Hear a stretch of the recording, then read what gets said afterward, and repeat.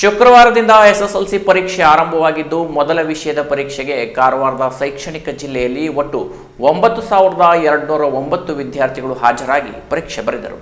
ಕಾರವಾರ ಶೈಕ್ಷಣಿಕ ಜಿಲ್ಲೆಯಲ್ಲಿ ಒಟ್ಟು 9,335 ವಿದ್ಯಾರ್ಥಿಗಳು ಎಸ್ಎಸ್ಎಲ್ಸಿ ಪರೀಕ್ಷೆ ಕಟ್ಟಿದ್ದು 9,209 ವಿದ್ಯಾರ್ಥಿಗಳು ಹಾಜರಾಗಿದ್ದಾರೆ. 126 ಮಂದಿ ಗೈರಾಗಿದ್ದಾರೆ. ಅಂಕೋಲಾದಲ್ಲಿ 1,143 ಮಂದಿಯಲ್ಲಿ 1,135 ಹಾಜರಾಗಿದ್ದರೆ 8 ಜನ ಗೈರಾಗಿದ್ದಾರೆ. ಭಟ್ಕಳ ತಾಲೂಕಿನಲ್ಲಿ 2,210 ಜನರಲ್ಲಿ 2,198 ಜನ ಹಾಜರಾಗಿದ್ದು 12 ಜನ ಗೈರಾಗಿದ್ದಾರೆ. ಹೊನ್ನಾವರದಲ್ಲಿ 1,947 ಮಂದಿಯಲ್ಲಿ 1,926 ಮಂದಿ ಪರೀಕ್ಷೆ ಬರೆದಿದ್ದು 15 ಮಂದಿ ಗೈರಾಗಿದ್ದಾರೆ. ಕಾರವಾರ ತಾಲೂಕಿನಲ್ಲಿಯೇ 1,943 ಜನರಲ್ಲಿ 1,862 ಜನ ಪರೀಕ್ಷೆ ಬರೆದಿದ್ದಾರೆ. 81 ಜನ ಗೈರಾಗಿದ್ದಾರೆ.